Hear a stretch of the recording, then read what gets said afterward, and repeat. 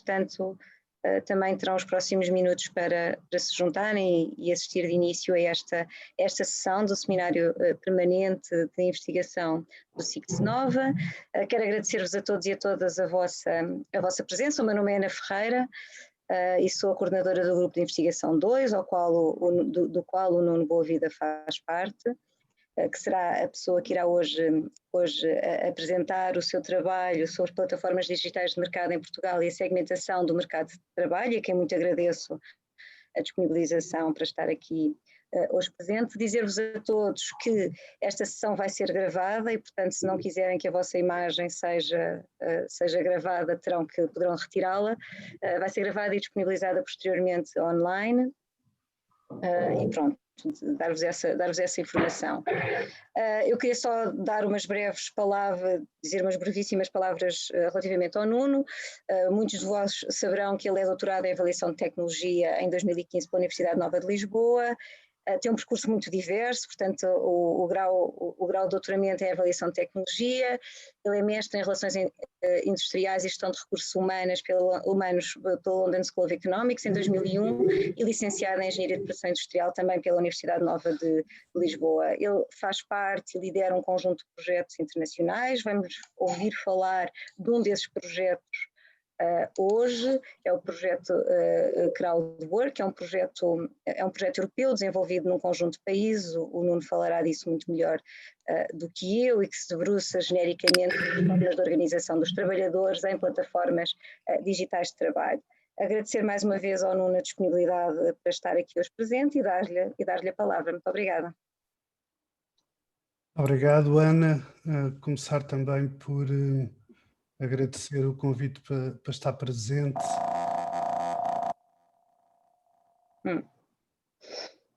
Estou a partilhar a tela, não estou? Sim. Okay. Agradecer o convite que a Ana me endereçou para estar presente. O trabalho que eu vou apresentar diz respeito, como a Ana mencionou, a plataformas digitais de trabalho e a segmentação do mercado de trabalho em Portugal. Nós para já só temos dados em Portugal, mais tarde teremos dados comparativos com outros países. Começar por vos dizer que este trabalho insere-se na problemática dos processos de digitalização. Existe uma crescente preocupação na literatura com o impacto que estas plataformas digitais de trabalho, PDT, daqui para a frente, têm no emprego em geral e nas condições de trabalho. Definir também que uma plataforma digital é normal para um leigo, é um website onde os clientes leiloam os trabalhos que têm para fazer e os trabalhadores fazem ofertas para os realizar, que normalmente o objeto desta mediação não é um trabalho no sentido tradicional do termo, mas sim uma única tarefa, um único serviço ou por vezes um projeto. E também mencionar a ideia de que a gestão de todo este processo é normalmente realizada por algoritmos, por software, que tem um conjunto de instruções que permitem automatizar a alocação ideal do trabalho, a alocação ideal do trabalho, os recursos, a monitorização e a avaliação deles. O debate científico atual, como comecei por dizer, diz respeito aos processos de digitalização, que permitiram, desde há alguns anos, esta parte, que a intermediação online se tenha expandido não só para trabalhos tradicionais, como reparação, limpeza, jardinagem, a manutenção doméstica, transporte, etc., como também para novas atividades criativas, web design, ou profissões altamente qualificadas, como engenharia, desenvolvimento de software, análise de dados, etc. Os principais problemas levantados neste debate dizem respeito a um crescente processo de descoletivização, ou seja, um crescente processo de individualização dos riscos no mundo do trabalho que ocorre em vários países europeus nos últimos anos. Um trabalhador, normalmente por conta própria, ou então um empresário em nome individual que trabalha nestas plataformas digitais de trabalho, não tem direitos e os benefícios que um trabalhador por conta de outra tem, como seja o salário mínimo, tempos de trabalhos determinados, saúde e segurança no trabalho, proteção no desemprego, etc. Um dos outros problemas é a dificuldade em definir se estes trabalhadores estão ou não sob o controlo das plataformas. Isto é um dos principais debates científicos. Muitas vezes, apesar de, para alguém que olhe de um lado de fora, muitas vezes estes trabalhadores trabalham para várias plataformas e não só para uma. Só para dar um exemplo, o estafeta pode trabalhar para a Globo, pode trabalhar para a Uber Eats, ou pode trabalhar para outras portuguesas que também já existem, como a Scoover, e também que algumas plataformas colocam os trabalhadores em competição por trabalhos, o que leva a que a remuneração pelo trabalho seja feita abaixo daquilo que é o mínimo, e também aumenta a dificuldade de penetração de novos trabalhadores nas plataformas digitais de trabalho, uma vez que muitos se queixam de não conseguirem obter um rendimento mínimo sustentável nesta atividade. Bem, dito e assim rapidamente, quais são os principais problemas levantados no debate científico?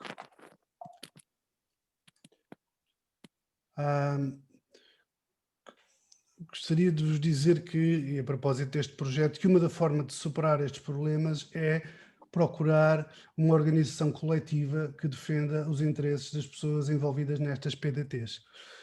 Uma forma tradicional é um sindicato. Nós sabemos e sabe-se que alguns sindicatos têm estratégias definidas para organizar e representar estes trabalhadores das plataformas, mas a maioria não atua nestas áreas. Estão normalmente mais preocupados com formas tradicionais de negociação coletiva, orientadas para funções desempenhadas em grandes unidades económicas e ou territoriais de membros empregados, entre aspas, na economia tradicional. Para além disso, também há muita falta de informação ainda sobre o que se passa nestas plataformas digitais de trabalho, pelo menos na Europa e também, de alguma forma, nos Estados Unidos. Uma segunda forma de superar estes problemas é buscar uma organização coletiva que seja alternativa aos sindicatos, associações ou movimentos. A literatura diz-nos que estas associações têm diferentes níveis de formalidade. Umas não passam mais do que atividades de partilha de informação sobre remuneração ou condições de trabalho, normalmente feita através da internet, claro, mas outras são mais formais e existem como associações ou como movimentos e têm um efeito efetivo e operacional.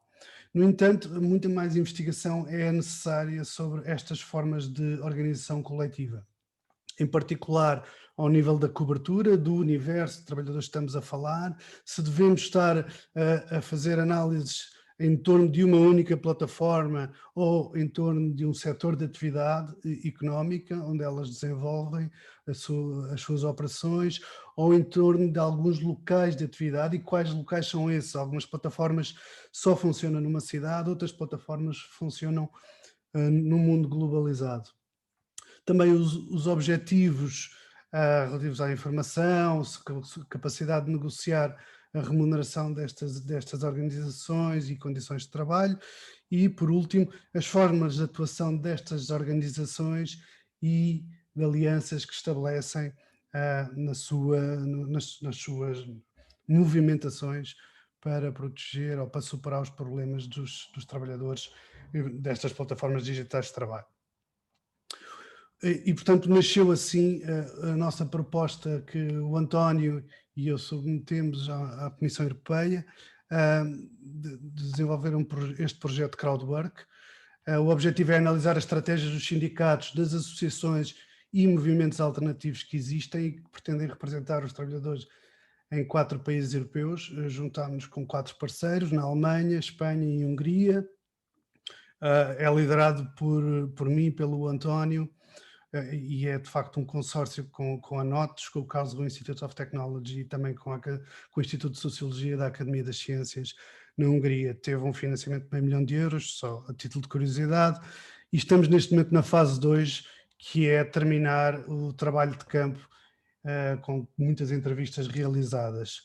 Para também vos ajudar um pouco para entrarem na ideia, nas categorias de plataformas digitais de trabalho, aqui um pequeno gráfico onde marca vermelho que algumas plataformas digitais de trabalho não requerem a presença física do trabalhador, outras requerem essa presença física. E esta é talvez a separação inicial. Optamos por fazer um estudo na Upwork, são freelancers que existem relativamente àquelas onde não há uma necessidade presencial, e 3 onde existe uma necessidade presencial.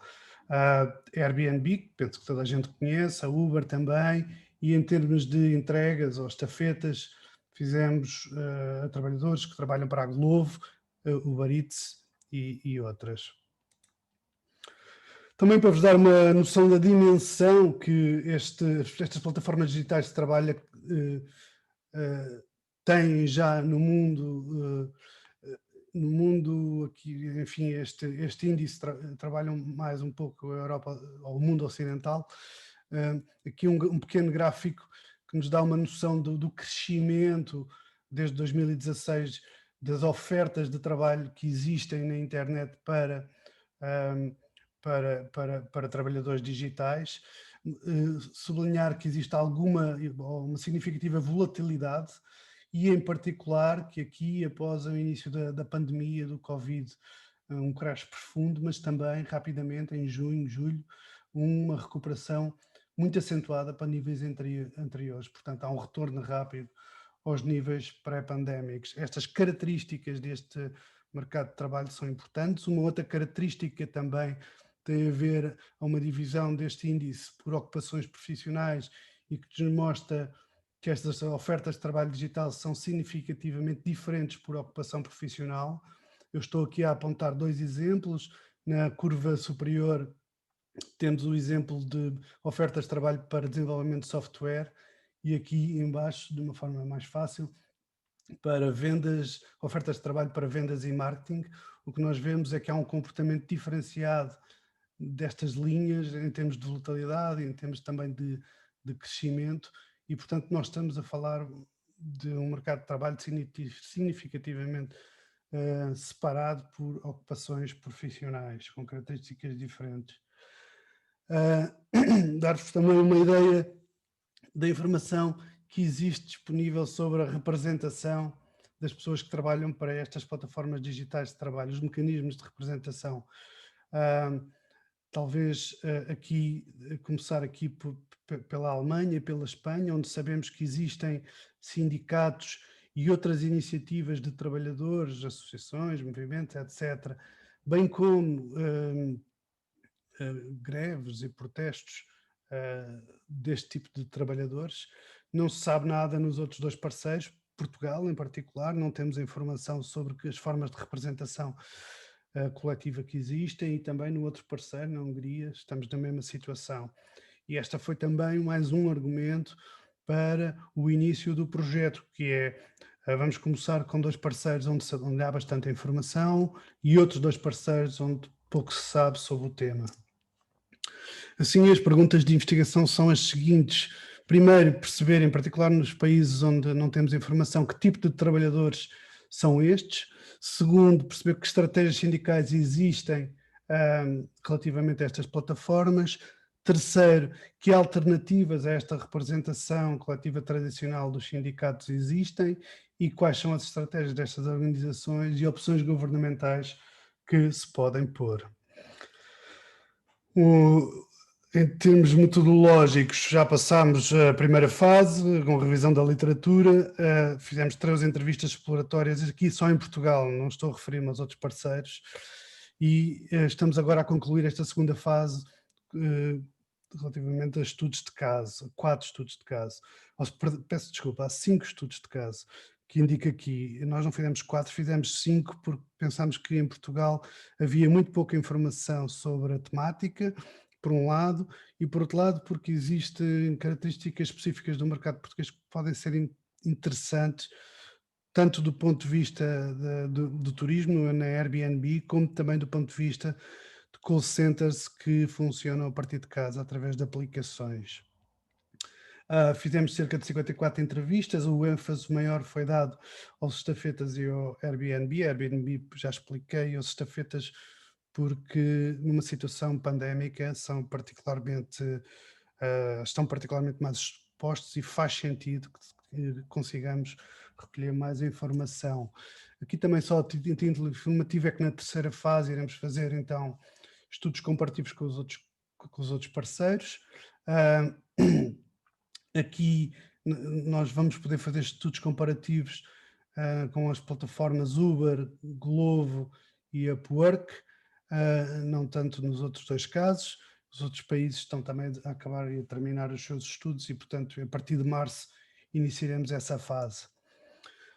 Eu tenho agora 5 slides, um para cada estudo de caso que desenvolvemos em Portugal, para não, por um lado, porque já estou a ultrapassar um pouco o meu tempo, por outro também porque pode ser um pouco fastidioso para vocês e por último também porque os resultados são ainda um bocadinho preliminares. Eu vou saltar estes 5 slides e vou-me concentrar só em vos tentar transmitir alguma informação sobre que conseguimos recolher no terreno sobre as organizações coletivas que existem e os efeitos que elas têm tido em Portugal. Perdão. O eixo horizontal é um eixo que nos tenta colocar os estudos de caso ao nível ideológico. Estes trabalhadores têm naturalmente uma carga ideológica e, portanto, posicionam-se mais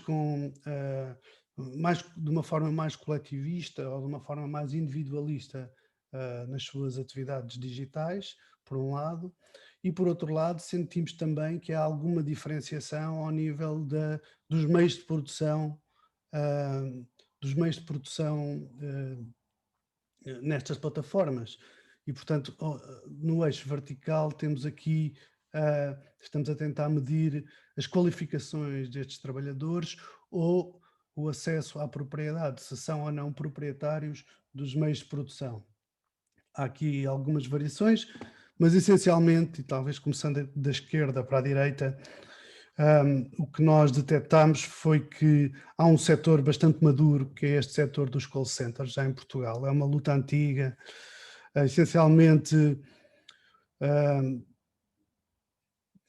onde pontuam grandes multinacionais francesas, alemãs, espanholas, americanas também, mas também empresas nacionais, peço desculpa, mas também empresas nacionais portuguesas, e onde já existe uma presença sindical que eu diria madura. Existem não só o movimento sindical, sindicatos tradicionais do movimento sindical português, mas também sindicatos independentes. E, aliás, a presença começou com um sindicato independente, uma movimentação desse sindicato independente, e depois, mais tarde, chegaram os sindicatos tradicionais.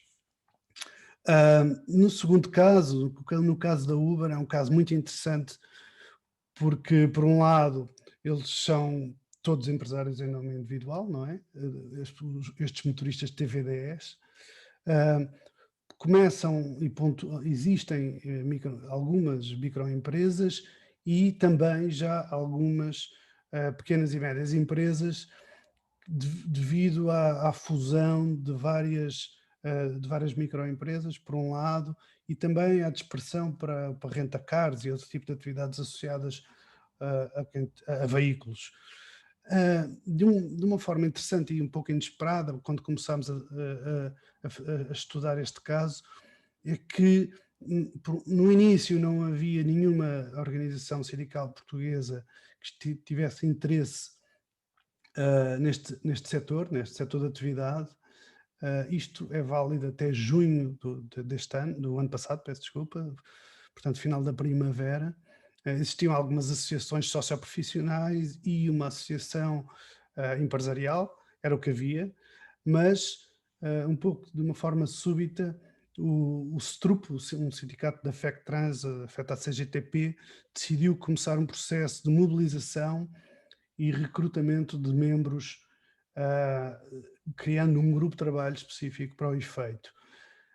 Esta mobilização cresceu, criaram um caderno reivindicativo, entregaram-no a agências e ao governo e a partidos políticos, tendo tido boa recepção de alguns partidos políticos, e chegaram a ser recebidos pelo representante da Uber em Portugal. Isto é particularmente importante porque é, talvez, no nosso conhecimento, a primeira vez que uma plataforma recebe um sindicato em Portugal. E, portanto, nos últimos 6 meses aconteceram muitas coisas à volta dos TVDEs e isto tornou-se um estudo de caso bastante importante e relevante sobre as possibilidades que existem ou não de sindicalizarem alguns setores e, como vamos ver a seguir, de criarem associações profissionais ou associações empresariais para proteger os interesses de quem está envolvido nestas plataformas. É preciso não esquecer que as plataformas são o real patrão de toda esta gente, apesar de aparecerem intermediários que podem assumir formas empresariais ou não. No terceiro caso, estou agora aqui a falar do que nós chamamos os estafetas, portanto, essencialmente Glovo, Uber Eats, mas também estudámos uma pequena startup portuguesa que é a Scuba. Essencialmente, estes são trabalhadores que têm características talvez específicas. Diria que nas franjas do mercado de trabalho, muitos são imigrantes, dos quais bastantes deverão, não temos a certeza, mas deverão ser ilegais. Existem vários casos, não só de aluguer de contas, que é uma atividade ilegal, mas também de abusos de direitos humanos. Nós detectámos, por exemplo, no Porto, que a máfia paquistanesa organiza homens e tem-nos a dormir em espaços fechados, confinados e insalubres, e também tem carros para os levar ou os despejar junto das motas de entregas e, portanto, isto, de acordo com alguns sindicalistas, pode ser uma atividade não só ilegal, mas também que carece de bastante fiscalização. O que nós detectamos foi que, do ponto de vista sindical, há algumas ações, ou existiram algumas ações no Porto, mas também o medo destas máfias levou ao sindicato a assumir uma posição de distanciamento do que se passa neste setor de atividade de plataformas, e no Sul alguma abertura. O Sindicato de Hotelaria do Sul tem alguma abertura, especialmente por movimentações de grupos de brasileiros que procuraram ajuda do sindicato, e, portanto, no Sul olham para o setor como um setor podendo vir a ser sindicalizável. Nós próprios, a nossa equipa de investigação, somos 7 investigadores, temos tido bastantes discussões sobre se este é uma plataforma ou um grupo de plataformas que permite a sindicalização ou não. Não é claro ainda nas nossas discussões, espero que venha a ser mais tarde. O que nós detectámos também é que existe uma associação, que é os Precários Inflexíveis, que andam de alguma forma a tentar perceber a situação e têm um posicionamento político relativamente a elas, assim como também associações de imigrantes, ou uma associação de imigrantes pelo menos, que tem interesse em defender estes trabalhadores. Idealmente seria expectável poder ter, se calhar, o mundo sindical com o mundo associativista a trabalhar em conjunto junto do Estado para podermos ter pelo menos alguma fiscalização e alguma regulamentação de um setor que parece, e agora com problemas de saúde pública, que parece que carece de intervenção. Só para vos dar um exemplo, um trabalhador da Glovo precisa mesmo de trabalhar, especialmente se for imigrante. Se tiver com Covid não vai deixar de trabalhar, como é óbvio, não é? Precisa de pagar a conta, o aluguer da conta, que é ilegal, e por outro lado precisa de ter um mínimo de subsistência, de capacidade para subsistir na sociedade portuguesa. Passando para o quarto exemplo, que tem a ver com os trabalhadores da Upwork, que são essencialmente freelancers e bastante escolarizados, diria, ou e acabam por trabalhar de uma forma muito atomizada. Estamos a falar de tradutores, intérpretes, web designers, software designers, engenheiros informáticos, engenheiros civis, etc. Eles trabalham tradicionalmente de uma forma atomizada, mas já existem plataformas, já existem empresas, microempresas online, onde eles acabam por trabalhar em rede, estabelecer de alguma forma mecanismos mutualistas de proteção coletiva. São essencialmente esses movimentos conhecidos, como alguns poderão já ter ouvido falar, como os nómadas digitais e outros que oferecem serviços de consultoria para quem está a iniciar-se nesta atividade.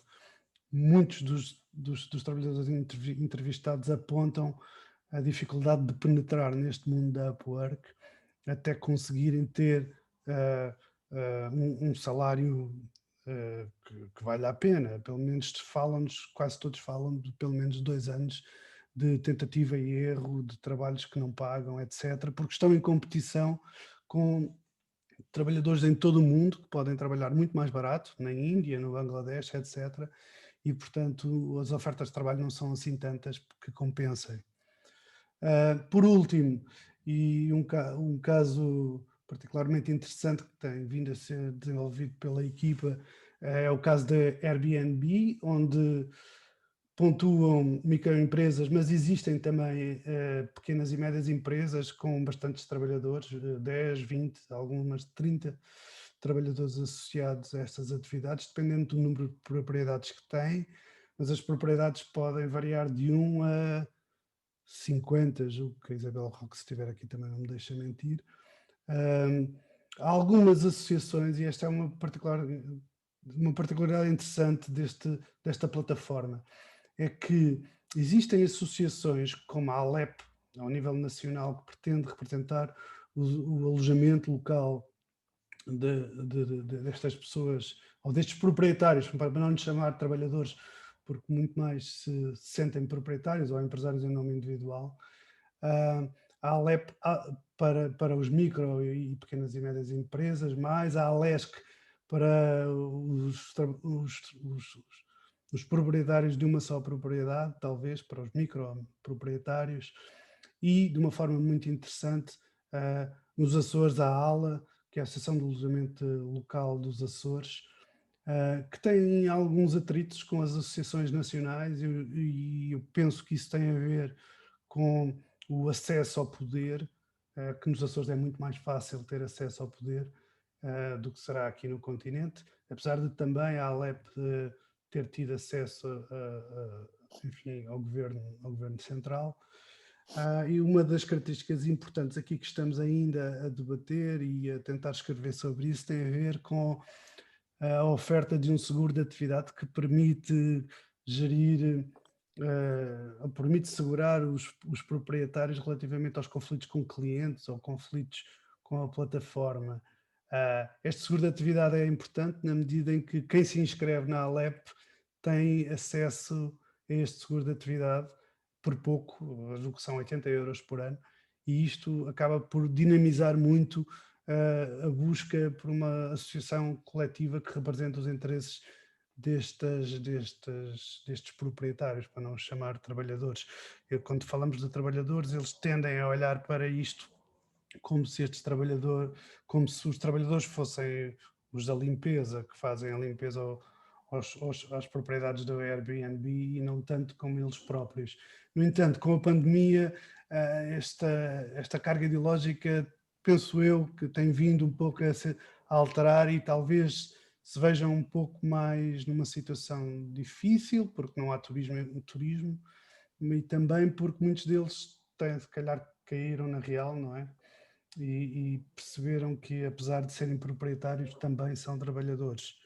Portanto, há aqui alguma questão a ser ainda investigada. Estou a ouvir... Nuno, se calhar, se pudesses de alguma forma concluir, porque já é 12:30 e há um conjunto de questões, de pessoas que têm questões para te colocar. Ok, vou concluir. É o último slide. Boa, ótimo. Pronto, então para dizer que a economia de plataformas, estas PDTs, é um setor em crescimento. Nós, de acordo com as nossas contas, tem com certeza mais de 80 mil trabalhadores atualmente. Portanto, não é uma forma atípica de trabalho como tradicionalmente tem sido observado. Cada plataforma gera um mercado de trabalho diferente, isso é muito interessante. Mesmo até dentro do mesmo setor, gera um mercado de trabalho diferente. Por um lado, a primeira grande característica é que em todas elas, ou em quase todas elas, as relações laborais são, na sua maioria, diretas entre o empregador e o trabalhador. Segundo, é que as formas de representação coletiva são, de facto, diferenciadas, como mencionei. As organizações sindicais têm posicionamentos diferentes. Podemos dizer que o trabalho sindical, por exemplo, ao nível das call centers, é já um setor maduro. Na Uber está aquilo que eu chamei, está em recrutamento e mobilização, com bastantes possibilidades, ou pelo menos de uma forma otimista, de poder vir a crescer e se tornarem um grande ator representativo nesta plataforma. E em sensibilização nos estafetas, na Glovo e na Uber Eats em particular. Houve algumas ações de sensibilização, mas há também muitas questões que são precisas abordar aqui. Por outro lado, há movimentos alternativos informais, como eu mencionei, nómadas digitais e pequenas microempresas online que acabam por fazer e possibilitar estes freelancers fazerem projetos de maior dimensão na Upwork. E por último, existem associações empresariais formais e até em competição na plataforma Airbnb. Para terminar, só para dar uma nota do ponto de vista das opções políticas, é que há problemas urgentes ao nível dos estafetas, que resultam não só do abuso de direitos humanos e de direitos laborais, mas também de problemáticas de saúde pública. Isto tem que ser abordado com urgência. Existem problemas graves na Uber e Airbnb que necessitam de revisão, pelo menos legislativa, e existem problemas de fiscalização laboral ao nível dos call centers at home. Pronto, muito obrigado pela vossa atenção. Fico então à disposição. Ok, muito obrigada, Nuno, e desculpa ter acelerado agora este final, mas para também termos espaço para podermos discutir contigo o teu trabalho, houve necessidade de o fazer. Eu vou desde já dar a palavra às pessoas que disseram que estavam interessadas em colocar questões, passando desde já a palavra ao Miguel Chaves.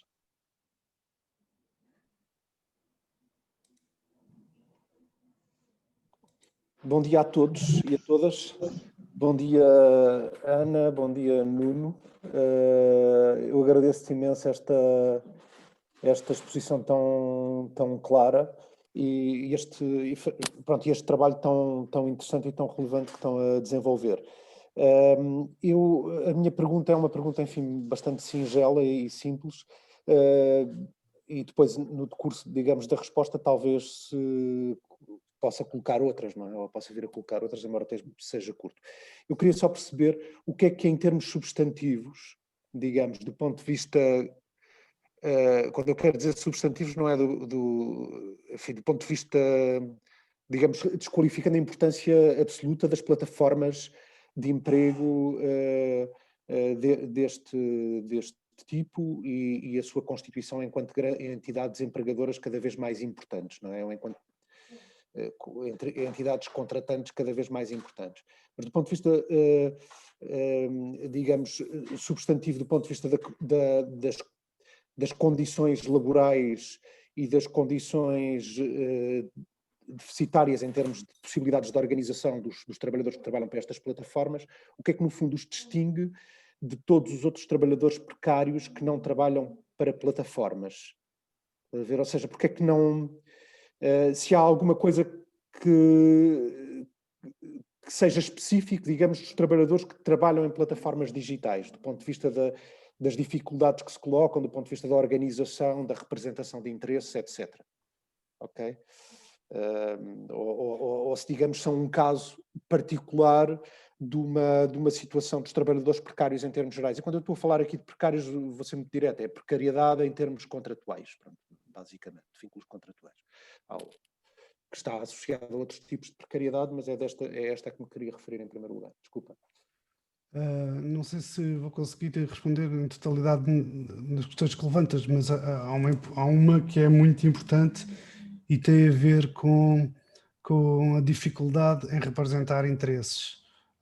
São normalmente atomizados, quando não são, estão em competição uns com os outros, são ostracizados do ponto de vista sindical até um certo ponto.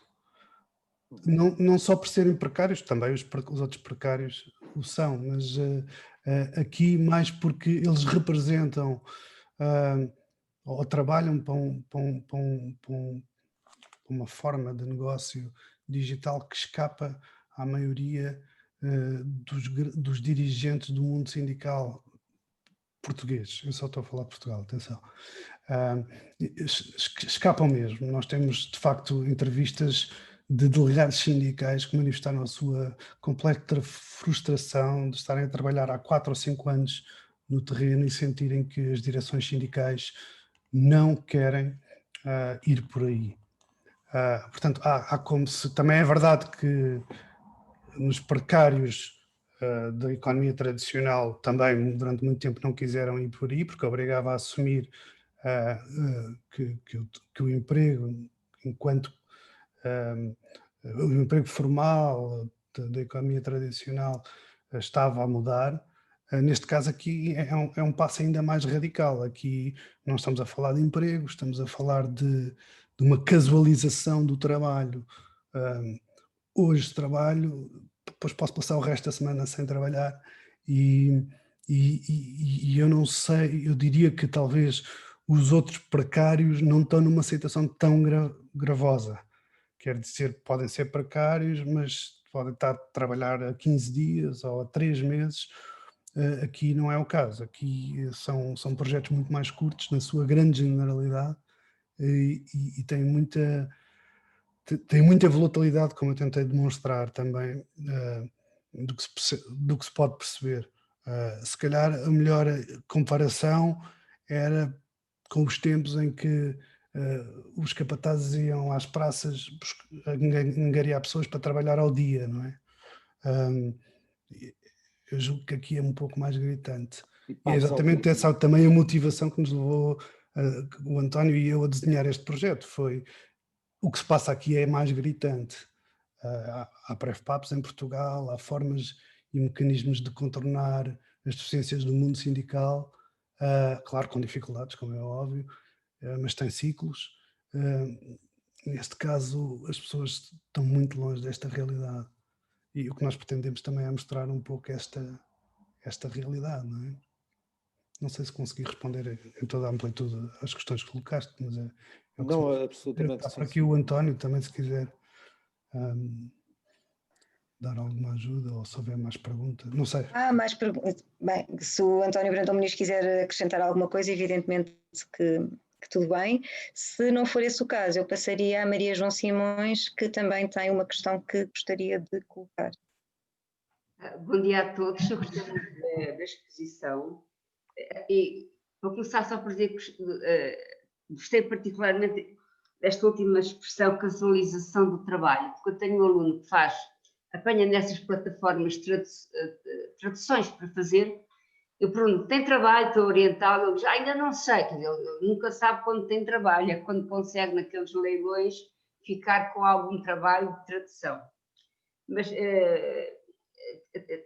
vi aquela questão da falta de direitos humanos, que é uma coisa muito preocupante, mas eu queria ver se ao nível das associações e de outras estratégias sindicais ou dos sindicatos que interferem nisso, se tem em conta a ofuscação dos custos, não é? Que são suportados pelo próprio trabalhador, que além de ter um salário mais baixo, tem custos com a eletricidade e outras questões que não são contemplados. A questão do excesso de trabalho, que de um modo geral o teletrabalho ou este tipo de trabalho conduz. a questão também da separação entre trabalho, não é? E a vida familiar, e as questões de género, não é? As questões de género, há aí alguns aspectos que foram captados no vosso estudo. Muito obrigado, Maria João, pela pergunta. Relativamente aos custos reais e aos salários reais, eu tive uma entrevista interessante na CGTP, onde me disseram que vão pôr online uma espécie de um simulador de custos, para demonstrar, do ponto de vista quantitativo, rapidamente, há muita gente que anda enganada, o custo real desta atividade. Só para dar um exemplo relativamente ao custo, muitas das entrevistas foram feitas com brasileiros que eu penso que aproveitam o visto de turismo para Portugal, estão cá há cerca de um ano e ao fim de um ano têm que começar a pagar a segurança social, entra o IVA e entram outras questões de organização do trabalho que eles não estão a prever e por isso subalugam contas, voltam ao Brasil e passado um ano voltam a Portugal para fazer isto, e isto é um ciclo que se repete, não sabemos há quantos anos, mas que se repete e penso que quando voltam ao Rio de Janeiro voltam também para o mesmo trabalho lá, em condições semelhantes. A realidade é que, apesar de alguns, especialmente aqueles com uma retórica mais neoliberal, nos apresentarem números altos, 1.200, 2.000 euros, que chegaram a tirar 1.200 euros por mês, numa atividade regular, isso está abaixo do salário mínimo nacional. Já nem sequer estávamos a pôr a posse dos meios de produção, como a compra da bicicleta, a compra da moto ou até a compra do carro, não é? Estamos só a falar daqueles custos que esta atividade tem e, portanto, muitos deles estão abaixo do salário mínimo. Talvez nos freelancers, no caso da Upwork, para quem já trabalha há mais de 2 ou 3 anos, é possível já ter uma atividade empresarial organizada com valores substancialmente acima do mercado de trabalho, ou mesmo até em quase classe B. Mas em geral estamos a falar de valores baixos. Relativamente ao excesso de trabalho, isso é expressivo na Uber, é expressivo na Glovo, todos eles dizem que quanto mais trabalham, mais ganham, como é óbvio. Nós temos entrevistas de pessoas, por exemplo, Margem Sul, trabalhar 7 horas por dia, no mínimo 12 horas no carro, para trabalharem para a Uber e para as outras, eles trabalham para todas, não é? Para além disso, também nos estafetas, alguns, para não dizer a maioria dos relatos, apontam para 6 dias por semana, 10 a 12 horas por dia de trabalho. É verdade que não é sempre trabalho efetivo, há muitas pausas, mas é uma dedicação àquela atividade. E, portanto, a intensidade do trabalho nestes casos claramente aumentou, mas estivemos a falar da Airbnb, não aumentou. Portanto, também há aqui uma espécie de uma fragmentação destas questões por plataforma, e um bocado a minha mensagem é essa, que cada plataforma é uma realidade, e é difícil falar de plataformas na generalidade. Tentarmos, por exemplo, regulamentar as plataformas digitais de trabalho como um todo, inevitavelmente não vai correr bem. Nós temos que pensar quase que plataforma a plataforma, ou pelo menos a setores de plataformas diferenciadamente. O Uber, existe uma lei Uber, como é óbvio. A Uber agora, um motorista Uber também pode entregar comida em casa, portanto está já a entrar nos estafetas também. E portanto já há aqui uma mistura de atividades. Tudo isto tem um grau de complexidade muito elevado e portanto regulamentar para todos não vai correr bem, de certeza. Relativamente a conciliação da vida privada e a vida profissional, questões de família, etc., eu não tenho conclusões específicas. Encontrei muita variedade. Há desde os jovens, muito jovens, que olham para isto como uma atividade muito temporária, que se calhar depois mais tarde acaba por não ser, como também pessoas com filhos e que têm uma perspectiva completamente diferente sobre essa atividade. e esses são os que manifestam a maior necessidade de passar para outra atividade profissional que não ser estafetas ou ser Ubers. E as questões de género também não temos analisadas. Eu não encontrei, e claro, há um predomínio em algumas plataformas, há um predomínio claro dos homens, estou-me a lembrar da Uber e dos estafetas, também há um risco associado. Há outras plataformas como a Upwork, onde se calhar é exatamente o inverso, há um predomínio das mulheres nessas plataformas, talvez porque lhes permite, são mais escolarizadas, têm mais qualificações e a própria plataforma lhes permite uma gestão da vida familiar mais ajustada à sua realidade, mas não temos... Até temos um dado interessante na Airbnb, que é uma alta taxa de escolarização. 80% tem o ensino superior completo. Isso é muito interessante. E também estavam desempregados. E isso é talvez um fator aqui a ter em conta, que é uma alta escolarização na atividade, também uma posse dos meios de produção, não é? São proprietários de casas, ou de família, ou próprias. Também o nível, a idade ronda os 50 anos, e portanto também maior possibilidade de ter propriedades, por um lado. Pronto, são poucas características que nós temos identificadas até agora, não são muito fáceis de traçar perfis. Atenção, vamos tentar traçar, mas não vai ser muito fácil. Mais alguma... Ok. Não sei se respondi à Maria João, espero ter respondido, mas... Ok, muito bem, então eu vou ler aqui uma deixada pela Marina Ferreira, penso não ter sido falada uma outra plataforma, que é a Oscar, plataforma de reparações, não sei se o estudo aborda ou não, mas fica em todo o caso, calculo que não, mas que fica em todo o caso aqui a sugestão, e o José Figueira deixou aqui assim também... Ok, ótimo. Essa plataforma está num dos parceiros, noutro país está a ser abordada, ótimo. Sim. E o José Figueira deixou aqui uma questão que ler. Se esses trabalhadores das plataformas digitais, se existem trabalhadores com empregos fixos ou parciais, e se no seu tempo livre, se não procuram complementar os baixos salários que oferem nos empregos. Obrigada. Sim, há relatos de complementaridade, não é? Na Airbnb, nos freelancers, também nos estafetas, alguns estudantes universitários que são estafetas em part-time. Nos call centers é um setor que começou assim, com part-timers, estudantes, hoje em dia não, estamos a falar mais de full-timers e com relações de emprego mais estabilizadas. Na Uber, a Uber é uma confusão, porque há tudo, não é? Há desde o complemento, a perninha, que é feita ali, informal, até full-timers, empresários que já não conduzem, já só gerem frotas, há tudo. Ok, muito bem. Não sei se há mais, não havendo mais nenhuma questão aqui indicada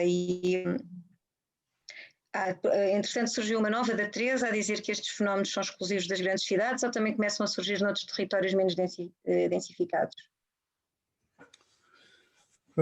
Mais uma vez, varia de plataforma para plataforma. Se pensarmos, por exemplo, na Airbnb, claramente que sim, que temos o fenómeno Lisboa, depois temos um fenómeno que não é igual no Porto, são duas urbes, mas o fenómeno não é igual, os especialistas têm dito isso claramente, e temos o fenómeno rural. Não é igual porque...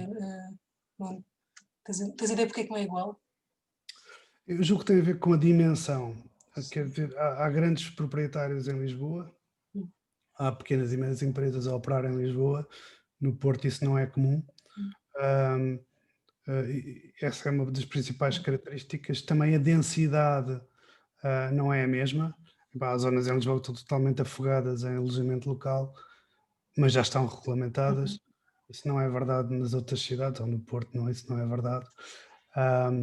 mais informação sobre porque é que o especialista tem dito isso. Houve uma conferência que está disponível no YouTube, que foi dinamizada pelo ISCTE, onde a colega do Porto, da Universidade do Porto, dizia exatamente isso. Vocês regulamentam em Lisboa, à luz do que se passa em Lisboa, o Porto é outro filme, é outra questão. Temos que ter atenção a estas especificidades. Bem, e ainda mais diferente é o que se passa nos Açores e na Madeira. Nos Açores, a ALA mostra bem isso. O boom turístico dos Açores é feito em parte com alojamento local, e isso leva a um associativismo importante e, como parece, bem organizado. A Isabel pode falar sobre isso, a Isabel Roque, mas na Madeira não há associações, mas há outros mecanismos de acesso ao poder. Essencialmente o turismo na Madeira já está estabelecido há muitos anos, com grandes cadeias hoteleiras. Existe algum alojamento local, mas tudo aquilo está controlado de outra forma. Portanto, há de facto grandes diferenças se pensarmos no Airbnb. E se olharmos para as outras plataformas, nomeadamente aquelas que tínhamos falado de traduções, que são coisas feitas mais, posso dizer, em casa, não é? Há alguma dispersão no território ou também está concentrado nas cidades? Sim, Teresa, há alguma dispersão no território, há alguns freelancers rurais, como se gostam de chamar. Há até uma associação de teletrabalho rural. Eu tendo a pensar que a expressividade não é assim tão grande como o impacto mediático que tem. Muitos deles tendem a orbitar nas grandes áreas metropolitanas. Pode não ser no centro de Lisboa, mas há condições também técnicas que têm que existir. Estou-me a lembrar que havia um grande dinamizador do teletrabalho rural em Mondim de Basto, e eu fui lá este ano e percebi que não há 4G e não permitia fazer uma videoconferência. Eu julgo que é difícil ser freelancer só com áudio. Pronto, há aqui algumas coisas que nós também ainda não temos muito claras. Sabemos que nem tudo o que se diz acaba por ser uma realidade. Obrigada. Bem, e naturalmente também as estafetas, quando pensamos em estafetas, pensamos em áreas metropolitanas. Podem já estar a ser desenvolvidos, por exemplo, sei, de Ubers em Castelo Branco ou de Ubers em outras regiões mais do interior, mas talvez não tenham expressividade. Ok. Muito bem, então ainda temos mais 5 minutos e não havendo outras questões, se calhar eu tenho a oportunidade de colocar uma ou duas questões que também tenho e que gostava de falar. Uma delas em parte foi tocada em parte por ti logo no início, e que parte de um interesse que eu própria tenho na precarização do trabalho. Estou centrada num setor completamente diverso, que é o setor do trabalho académico e científico, mas um dos temas que é muito explorado quando olhamos para os estudos científicos que trabalham sobre a precarização é precisamente a dificuldade da ação coletiva, de organização dos trabalhadores e de ação coletiva. E parece-me que aqui há algumas condições, algumas características, para ser mais correta, falaste hoje, que são muito mais variáveis do que no caso dos precários, desta classe mais genérica de trabalhadores com vínculos precários, que passam por uma variação muito grande naquilo que tu designaste por condições objetivas, na posse ou não posse dos meios de produção. No Airbnb as pessoas têm casa ou há uma casa de família. Noutros casos, para outras plataformas não será esse o caso, mas existe uma outra variação e se calhar esta variação comporta variações nas formas como as próprias pessoas se representam a si próprias e o seu trabalho subjetivamente. Eu gostava de saber se nas entrevistas que já realizaste, se variações nas condições objetivas têm implicações nas formas, por um lado, nas formas como as pessoas se representam a si próprias enquanto empreendedoras, donas do seu próprio destino, ao fim e ao cabo, ou enquanto trabalhadoras precárias, e que implicações é que isso tem nas formas de organização ou nas maiores ou menores dificuldades de organização para uma ação coletiva. Portanto, essa era uma das questões. Depois tenho mais duas que são, se tiver. Queres falar? Então está bem, pode ser. Não, Eu depois está bem, falo ok. se tiver. Tudo bem, então põe as três, eu depois não consigo. Não, responda aí esta, está tudo bem, Nuno, está tudo bem. Há muito, quer dizer, a representação que cada um tem, ou pelo menos a forma como se coloca no mercado de trabalho, tem uma carga, por um lado, tem uma carga ideológica forte, e essa está de alguma forma relacionada com os meios de produção. E isso é de facto um dos fatores que nós temos vindo a observar. Se a pessoa é dona de uma casa, sente-se um proprietário, não se sente um trabalhador por conta de outrem. Mesmo que tenha que fazer a limpeza, mesmo que tenha que fazer a desinfecção, fazer o check-in e o check-out, etc, etc.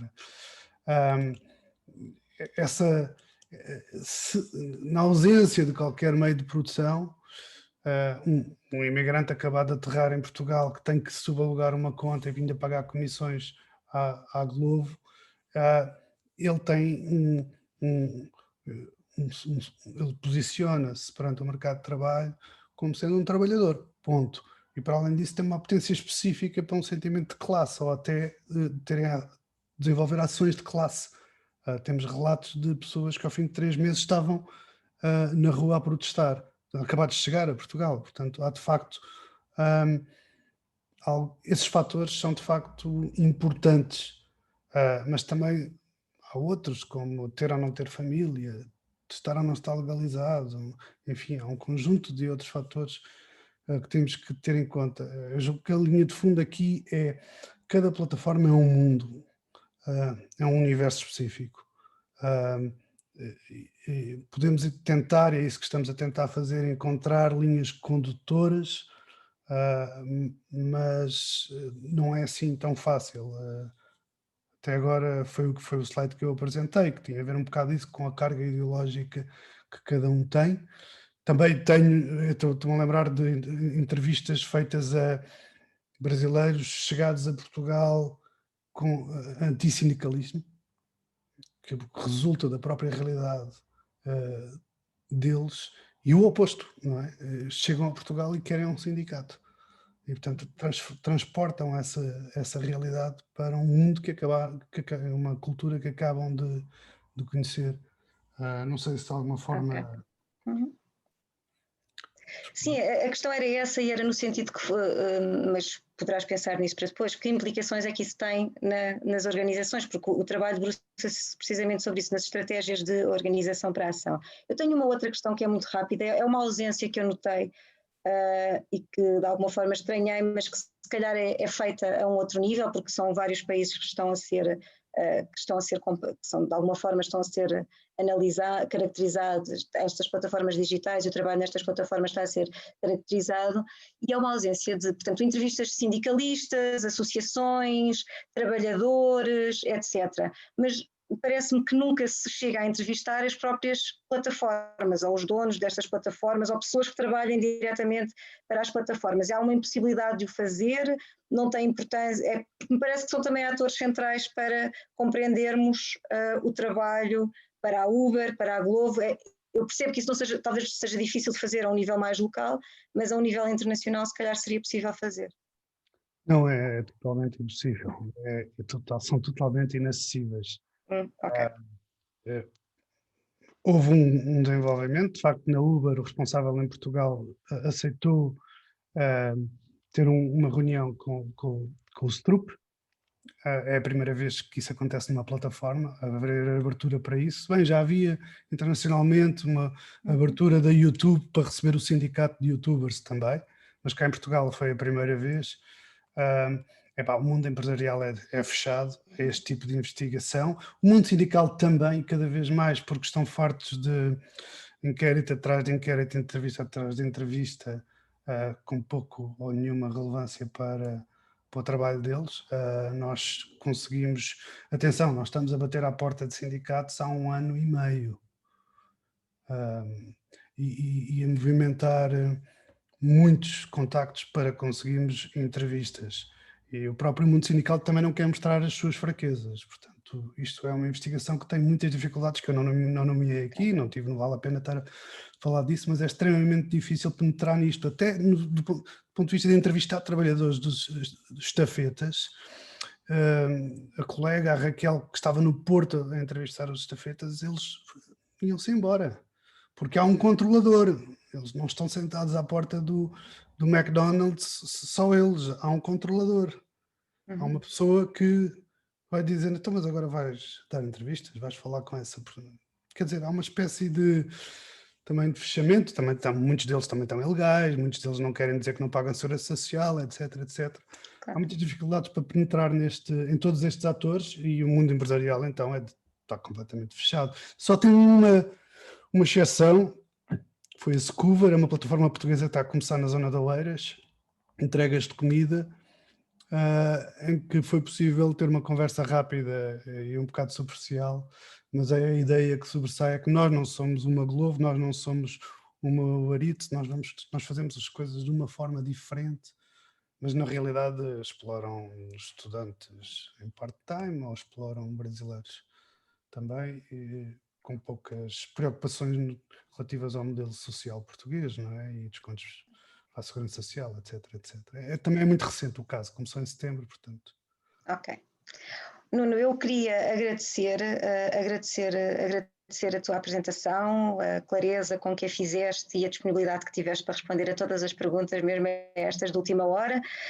Se calhar iríamos terminar por agora, demorou cerca de 1 hora porque também começámos 2 ou 3 minutos mais tarde, portanto também não prolongámos em demasia a sessão. Agradecer-vos a todos, dizer-vos que para a semana cá estaremos com mais uma sessão do Seminário Permanente, do SICS Nova, igualmente ao meio-dia, e no link que está disponível, já está disponível no site do SICS Nova e que continuaremos a disponibilizar nas nossas várias formas de divulgação ao longo da próxima semana. Muito obrigada a todos mais uma vez e em particular ao Nuno pela excelente apresentação. Obrigada.